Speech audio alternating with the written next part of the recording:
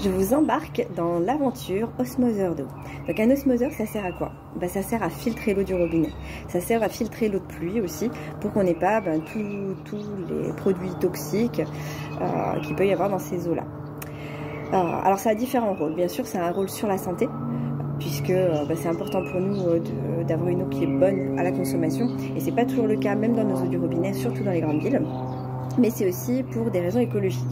Alors en effet, il faut savoir qu'on a 1 million de bouteilles en plastique qui sont écoulées chaque minute dans le monde. C'est une source de pollution super importante, mais c'est aussi un gâchis économique parce que l'eau en bouteille est vendue plus cher que l'eau du robinet. Alors le filtre que nous allons utiliser dans l'atelier tout à l'heure, c'est un filtre en céramique. Il est utilisé dans le monde entier. On le trouve beaucoup en Inde, en Asie, en Afrique pour purifier l'eau, mais on le trouve aussi en Europe, Amérique du Nord. Donc voilà, les choses qu'on peut purifier avec, c'est puits, point d'eau, quand on n'est pas sûr, voilà, ruisseau, eau du robinet, lac, source, les réservoirs d'eau de pluie, donc voilà. On va mettre aussi un filtre à charbon. Donc la filtration au moyen d'un filtre à charbon, c'est une étape très répandue dans la production d'eau potable à partir des eaux souterraines et de surface. Le traitement au charbon actif améliore la qualité en éliminant les composés à l'origine de goût et d'odeur dans l'eau, les pesticides et les sous-formes de pesticides, les couleurs quand on aurait une eau un peu trouble, les hydrocarbures, le chlore, les micropolluants, les résidus médicamenteux qui sont très présents surtout dans nos eaux du robinet, les résidus de produits détergents du quotidien, etc. Alors qu'est-ce qui m'a donné l'envie de fabriquer un osmoseur? C'est qu'il y a quelques mois, j'ai été atteinte d'une méningite. Voilà, pour ceux qui savent ce que c'est quand même assez grave. Et les mois qui ont suivi, j'avais énormément de mal à remonter au niveau énergie. Malgré, pourtant je suis herboriste, je sais tout ce qu'il fallait, que ce soit au niveau physique, alimentaire, physiologique aussi. Et pourtant, régulièrement, j'avais de nouveau des crises méningées. C'est des maux de tête, etc. Et puis, un ami m'a dit, mais est-ce que tu consommes l'eau du robinet? Et j'ai dit oui. Pourtant, je la filtrais énormément par les plantes, mais ça suffisait pas. J'ai arrêté l'eau du robinet et les symptômes se sont arrêtés automatiquement. C'est alors que je me suis mis à faire des recherches sur les eaux qu'on consommait.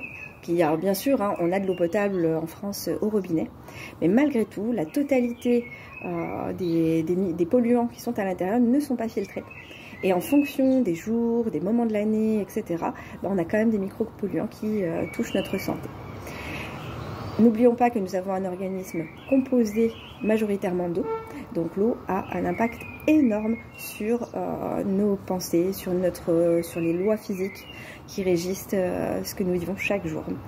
Je vous invite d'ailleurs à regarder un petit peu la mémoire de l'eau, voilà, de Monsieur Emoto, qui a photographié les structures de l'eau en fonction des énergies qu'il y avait autour. C'est assez intéressant parce que ça nous permet de voir à quel point l'eau se structure et l'eau est importante pour nous. En direction du YAM, la cantine conserverie collective, pour fabriquer un osmoseur. C'est là qu'on va se servir à ça. Après, ce couvercle, il va falloir percer. Lui, il reçoit, il y a lui, et lui, il y aura du charbon dedans. Il faudra percer lui et lui, au même diamètre, pour que, mettre une petite vis, pour que la bougie puisse passer dans les deux. Et sous ce couvercle-là, quand il sera percé, non, là, on remettra l'écrou qui est là. Au revoir.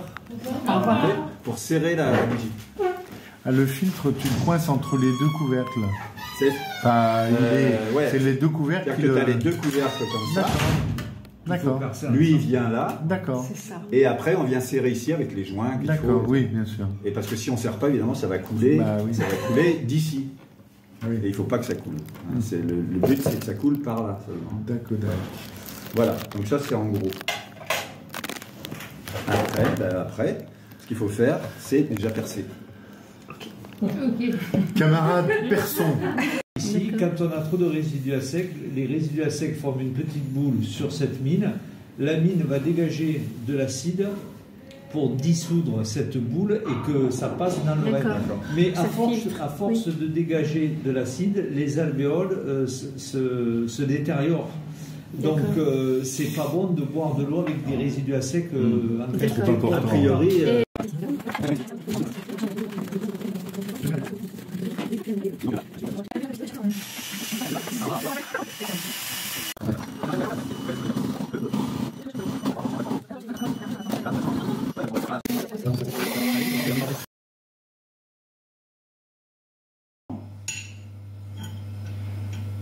Alors, ah oui, attends, avant, il y a 2 petits joints à mettre.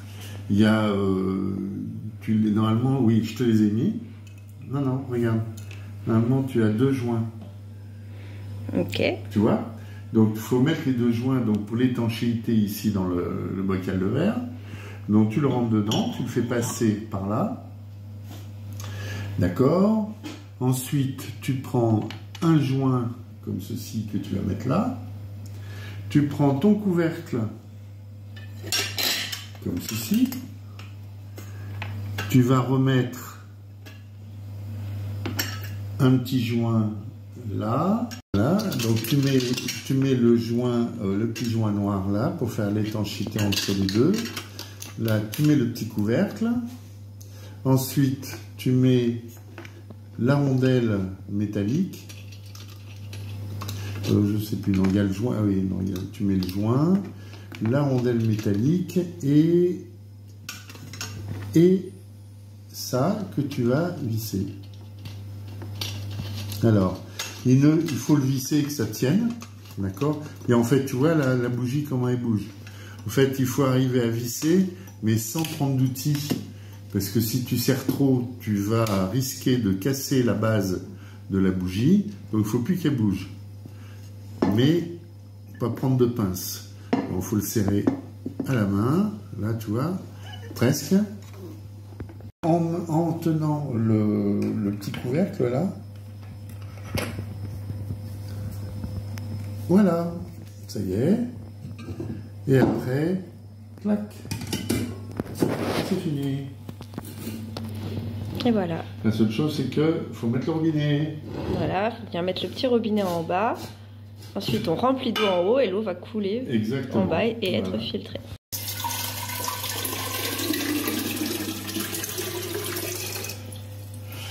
C'est là où on va voir si nos joints ont été mis correctement, s'il n'y a pas d'eau partout. Bah écoute, apparemment ça a l'air de fonctionner. Alors comme il faut un certain temps au début pour le démarrer, pour ça qu'il ne faut pas t'en prendre au dernier moment si tu as besoin d'eau, de boire ou autre. Donc après, il faut que ça pénètre dans le filtre, que ça passe dans le filtre, qu'après que ça passe dans le charbon, et après que ça coule.